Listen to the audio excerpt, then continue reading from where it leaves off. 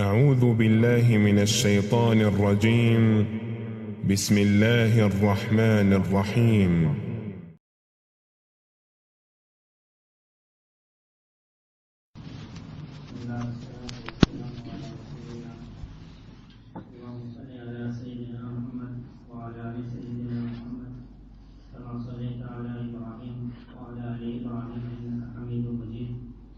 اللهم علمنا مراشد أمورنا وأعذنا من شرور أنفسنا.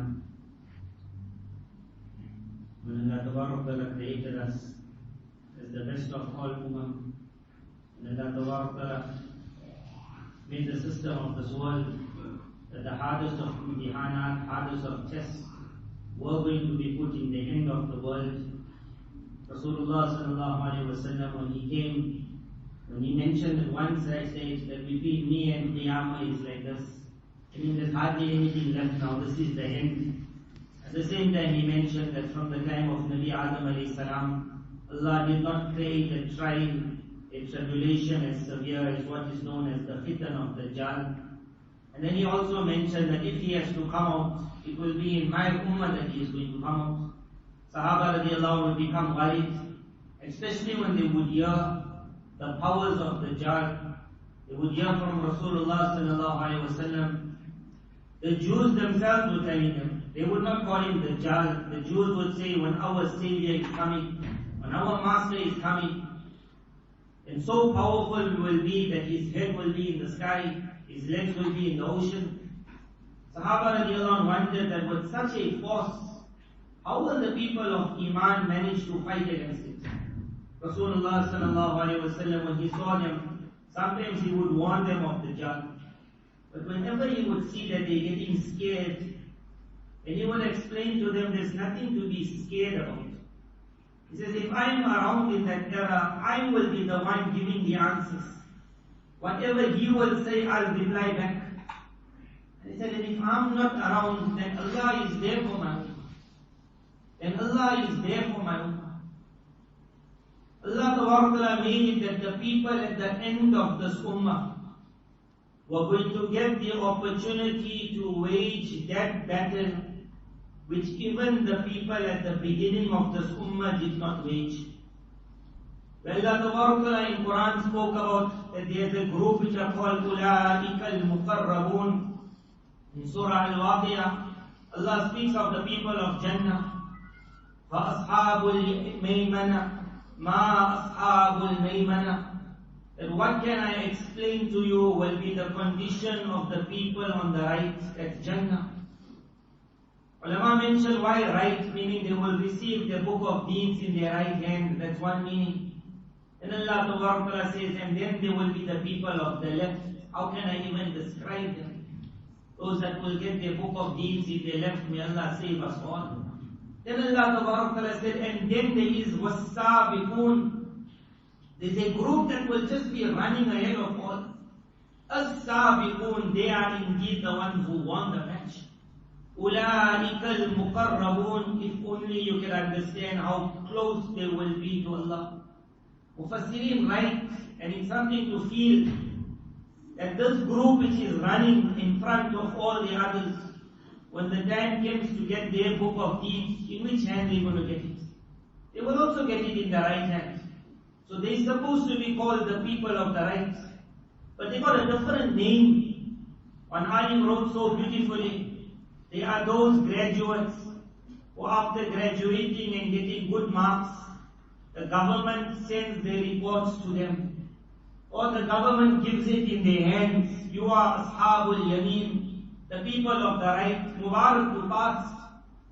And then there are that group who passed with such distinctions, marks, that the teacher doesn't give him the report. The report is secondary. They grab him and they hug him. And they say, you are an honor for the school. You will not be allowed to leave the school. Forget taking the report. You will stay here to now teach. Ulaika al-muqarrabun, you will be kept close. He says, those people don't even talk of reports. For them it is the hug. For them is the one kept close. So So as soon as we heard that, for me and you just to get our book of deeds in the right hand will be like, Allah, this is more than enough. It's supposed to be like that because me and you, we know our condition. We are not the best of the ummah. But then Almighty Allah made an indication. When Allah Tabarak Ta'ala said, ثُلَّةٌ مِّنَ الْأَوَّلِينَ, that of this group that is going to be so close to Allah, who won the match, as-sabiqun, as-sabiqun. Allah Tabarak Ta'ala said, majority of them were in the first era. First era means those around Rasulullah sallallahu alaihi wasallam. Perhaps those that came in the next of the era of the tabi'in, perhaps of the tabi' tabi'in, they were the best of the ummah. Then Allah Ta'ala said, but وَقَلِيلٌ مِّنَ الْعَاخِرِينَ. Remember from the people coming at the ending, there will also be a small amount that will be of this group. What was the reason to say that? Was to say if you are from the akhir, if you are from the last of the ummah, then you must also see the door is still not closed. The door is open. And when the door is open, it doesn't harm me and you trying to run towards the door. To be amongst the selected, close servants of Almighty Allah is nothing easy. But if there's a door open, why can't we take that step? How will people get that? When times will become more difficult. Then when qualities become more extinct. When goodness is like zero in the world. When modesty is not found anywhere. Where a person, you might find a person reading Quran, there's lots. But from the people reading Quran, if you ask one who's clean, you might have one hand picking his hand up, I'm still clean. From the people who are in a Darul Ulum, who never smoked, the people, students are lot, everyone will come for the jalsa and say, so many students studying deen. And then if you ask all the students, is there one of you who have not looked at a girl with an evil eye? And all the hands will be down. We are living in a time where goodness, piety is extinct, zero. At such a time that one individual, it can be an old person, more important it will be the young person. That is why at the beginning of Surah Al-Kahf, Surah Al-Kahf starts with this fitya. There were a group of youngsters who wanted to be different. There were a group of youngsters who wanted to be different. They were not the children of alims. They were not the children of mashayikh.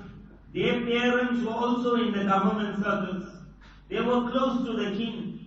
They already saw the luxury of the world. Me and you, we lived in luxury. Or we saw luxury. Whatever our financial position is, go around the world. Go to war-torn countries. Find a person living in a tent. Go and see what's happening in the tent. Just hear what we have Cape Town, which is not so far away. You will enter certain houses, it's only one room. In that one room, the sheikh, the great alim of the town, he sits on one side of the room. His entire family could be 7, 8 sleep on the other side of the room. In between, to get some parda, he has put a bookshelf. A bookshelf becomes the parda so that he and his wife can have parda from the children. That one house is the everything, and that is still luxury. Or other places in the world, there's no house, there's no roof. We were given it all. But if me and you can think, why can't I become from the people of the cave? A group of youngsters who said, we want to be different. When everyone is going in one direction, I want to just stop and try to walk in the other direction. And everything what happened with this group is what has to happen with the people of the cave. As soon as they said, I want to be different, people told them, why you want to be different? Who said you must be the pious man of the time? Then they were threatened. Then they were told you will be killed. Then they would be told, no one has to act pious, be like everyone else. And on everything they said, if we have to behave like the rest, after Allah put inspiration in our hearts, then indeed we are losers. This inspiration comes in all our hearts. There are times that we really feel I can't carry on how I am. Is this world only to make money? Is this world only to enjoy? Is this world only to get that car, that phone, that girl, that house, and then I die? And so many have come, they have done it and they're gone. There was a group who had to be different. وَقَلِيلٌ مِّنَ الْآخِرِينَ. On this day of Jummah, I will make the dua, you make the dua. Allah allow me to be from that group. I want to be different. And I want to be from that وَالسَّابِقُونَ السَّابِقُونَ, a group that's winning the race. So to become of the group, if you are people of the cave, then you will start seeing around me and you a lot of things happening in the world which is not normal for us. Perhaps 100 years ago there was no technology at that time, there was no lights at that time, there was no cars moving, and the world changed. People of that era, if they had to come today, they would be shocked. They knew when night comes, it's night. We enter the time when night comes, it's more brighter than day. We just press a button and the lights are on. You want to go far, a journey very far. One hadith had mentioned a time will come where the journey of the year will become a journey of the month. A journey of the month will be a journey of a week. A journey of a week will be the journey of a day. The journey of a day will be in few seconds. A journey of the day in the past, just to understand, when we speak about are you a musafir, 3 days journey. A journey of the day was about 20, 25, 30 kilos. But to move 30 kilos will take you the whole day. And me and you entered an era, we say, I'm just going around the corner. We say, we're around the corner, just about 35 kilos. A word of the narration, we found the era, where the journey of the day will become like just something just burning fast. We entered into what is called the last of the eras. But in the last of the eras, you must be ready also for the biggest of exams. And when an exam comes, then it is not everyone that the examiner allows to answer the final question. Sometimes if the whole paper is easy, and that's what me and you found, we found so many easy questions. Think about our easy questions. We were born with Iman. Perhaps that question, do you recognize your Allah, we were never asked. Because we were born and Adhan was given.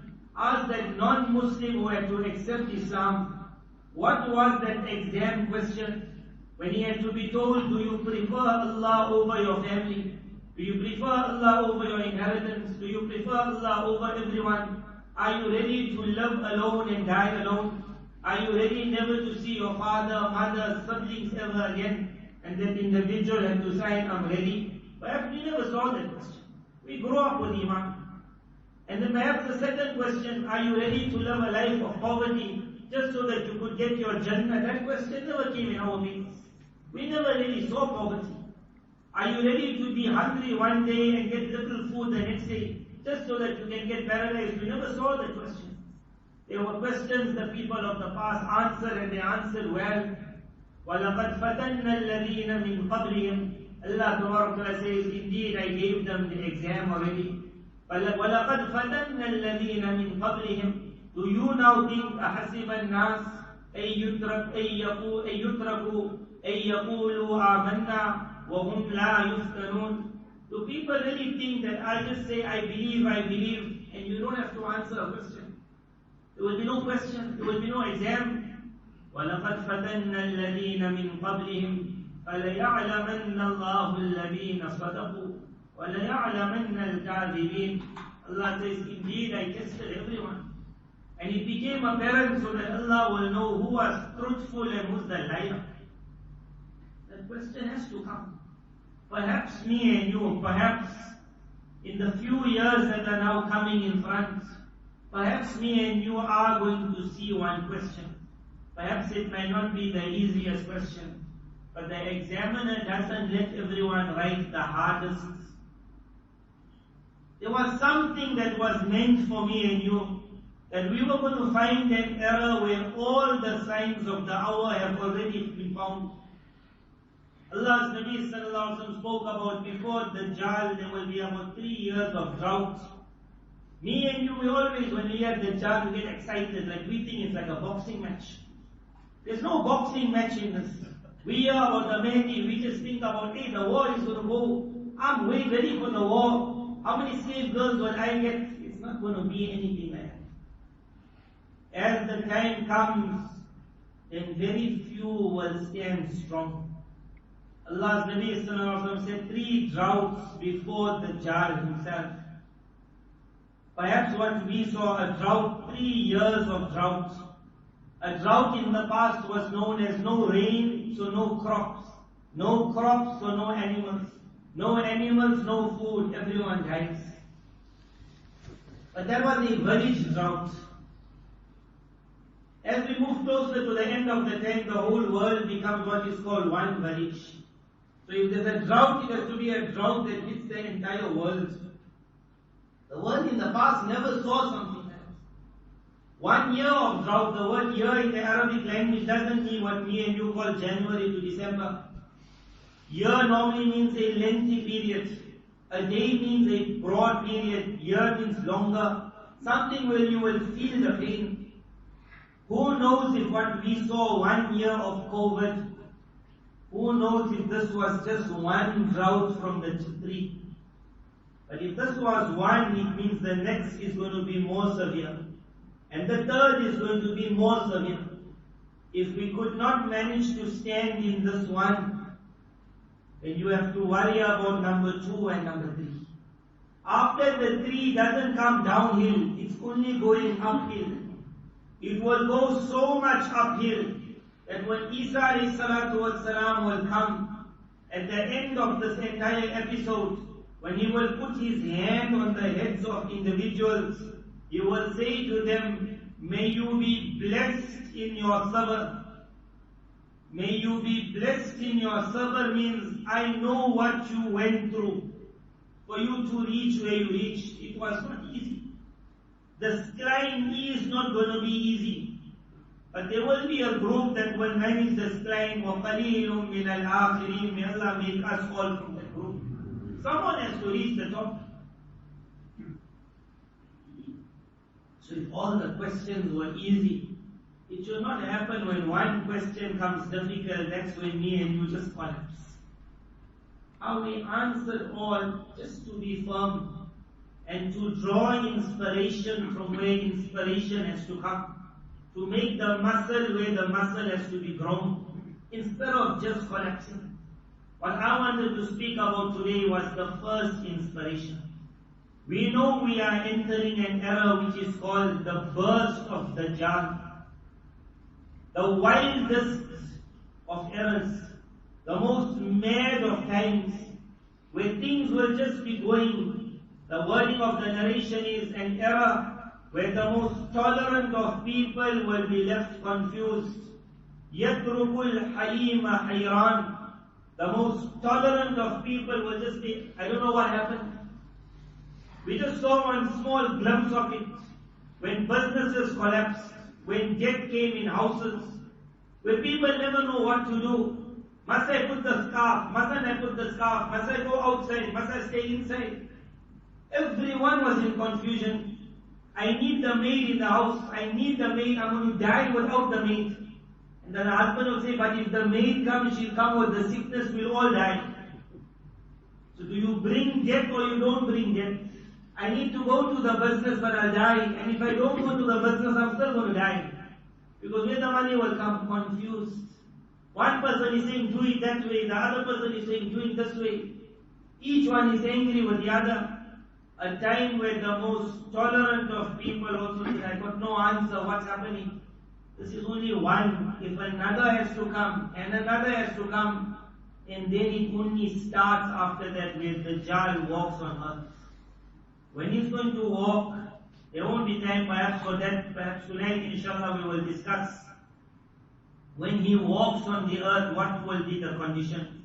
What to look out for, and what not to think about. Many people who saw cartoons, or who saw movies, perhaps a certain thought came in their mind of something called Dajjal. So they're waiting for that, one monster jumping up and down. I'll see a very ugly face. The young child will say, Daddy, Dajjal, let's run. So when you're waiting for something and something else happens, and you get birthed from the hole you were never expecting the snake to be in.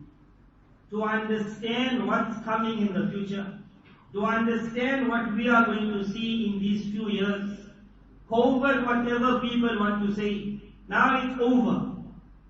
May Allah make it that it's over. But the repercussions of COVID is now going to start. And we will see it. And perhaps you will link it, perhaps you won't link it. When World War I came and World War II came, the world saw the war. They saw the bombs. They saw the mighty Ottoman Empire torn into pieces. Everyone cried. Everyone cried. And then it came that the war is finally over. Millions and millions died. Their number is 50 million. Who counted, we don't even know. But whoever died in those battles of World War I and World War II, the majority were the Muslim army. Although European history doesn't want to show it, the main purpose of those wars was the Ottoman Empire. It was after that war that the whole world changed. It changed so fast that people were wondering, how did this happen? The Arab lands were cut into pieces. They were divided amongst European powers. No one to stand up. Egypt was a Muslim land, no longer was it a Muslim land. Turkey was the center of the Khilafat. Suddenly Turkey became the enemy of Islam. Everything went haywire. It left the most tolerant confused. After COVID, we have to be ready for new world, new laws, and so fast they will come that the one who doesn't see the flood coming will also just get blown away. But it will not come as a force, it will not come as a bath. It will come with such an attraction that many will run towards it. And that's why this bayaan was that after death, which was put in front as a fear, you're going to die. Because man values his life and his wife and his child. After the threat of death, in Arabic there's one sentence they say, خُذْهُ بِالْمَوْتِ حَتَّى يَرْضَى بِالْحُمَّةِ. Grab him with death, then you get very happy to have a fever.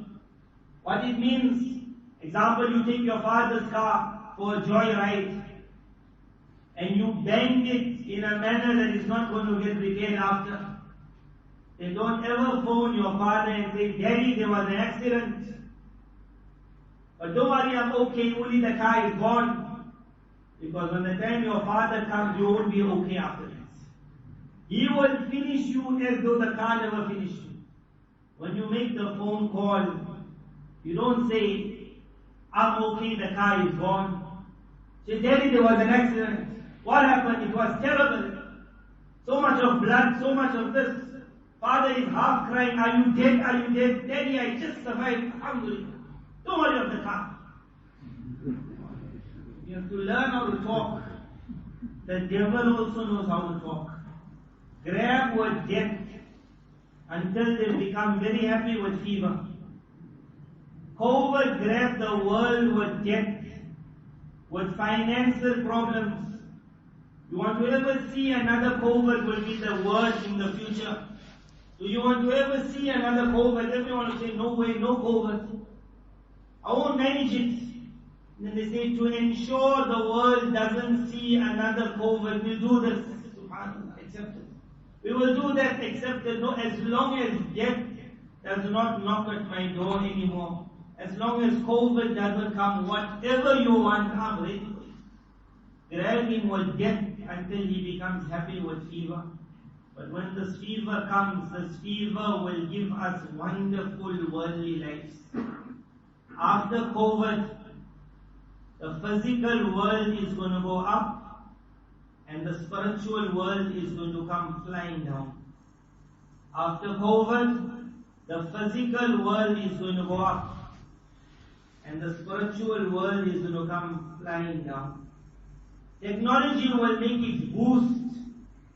Scientists will go in overaction to ensure that there is no sickness left in the world, no virus left in the world. Money will be put in universities, money will be put in scientists, money will be put in new methods of technology. Currencies will change, laws will change, everything will change. May Allah make it as all that change is going. Me and you look at it as the people of the cave. And they said, what is carrying on? And they turned around and they said, rather let's go back to the cave. We will have to find our cave of Iman. Already the word is being given out, one currency for Africa. Already the word is being given out that there must not be anything called boy and girl anymore. It must be one. There must be no one looking at the other bad. You must embrace, you must hug, you are all one world. There must be one type of toilet. The boy must enter the toilet, the girl must enter the toilet. You have to be normal. The way you acting is abnormal. A time is coming when the opposite will be right. And what is right, everyone will look at it and say, are you mad? This COVID was just the one link. And Mubarak to that individual who learns from the first bite. Nabi sallallahu alaihi wasallam said, a believer is never bitten from the same hole 2 times. We got bitten once. When COVID came, it came with such a blast, no one knew what's going on. So whatever had to happen, happened. Everyone went into a wild state, fighting, arguing, accusing. But when the second comes, me and you have to manage it in a better manner. Few minutes I will give you 1 or 2 examples how we will manage it. Death has to never come in front of us again. If ever it has to come as a virus, if ever there has to be another wave,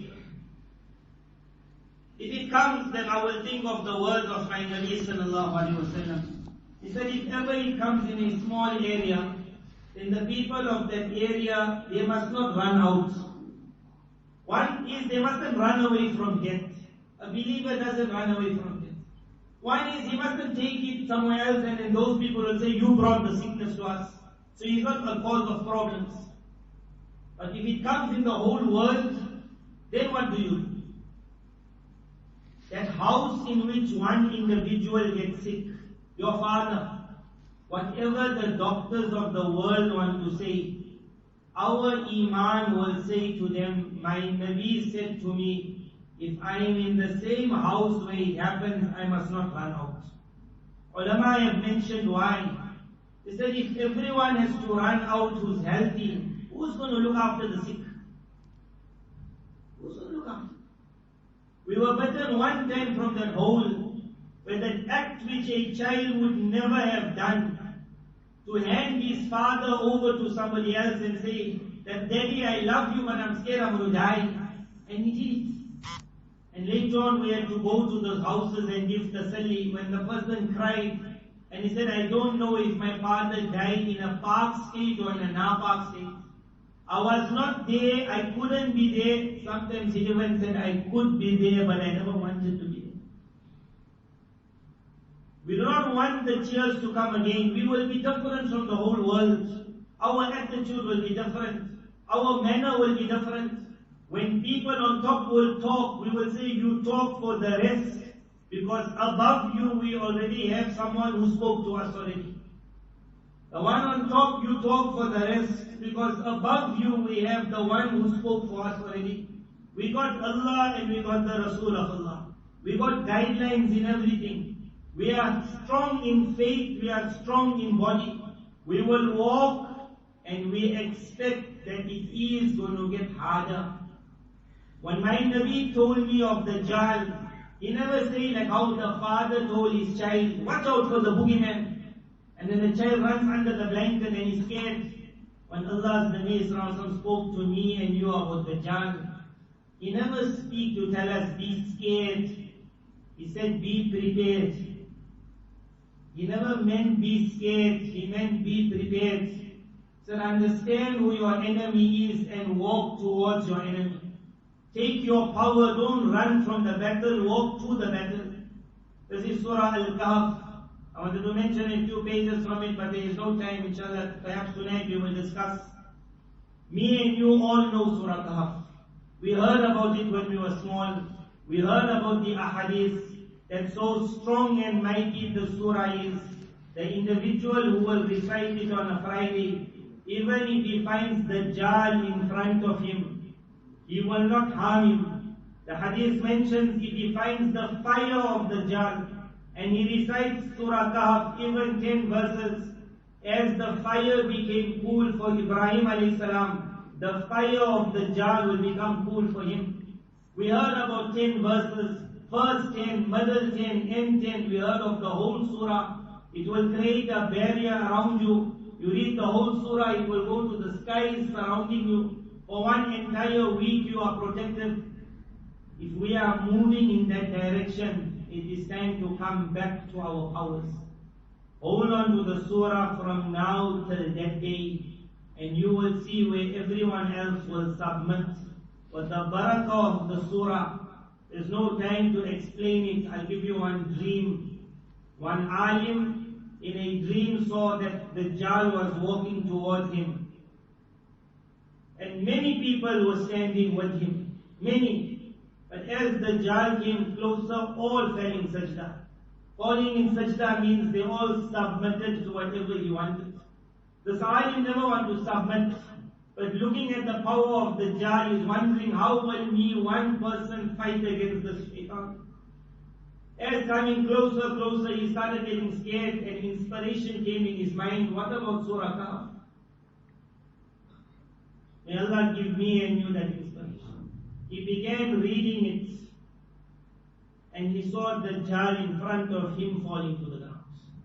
Everyone else submitted to the barakah of the surah. He did not submit. That evil had to submit. It will be this Mubarak surah.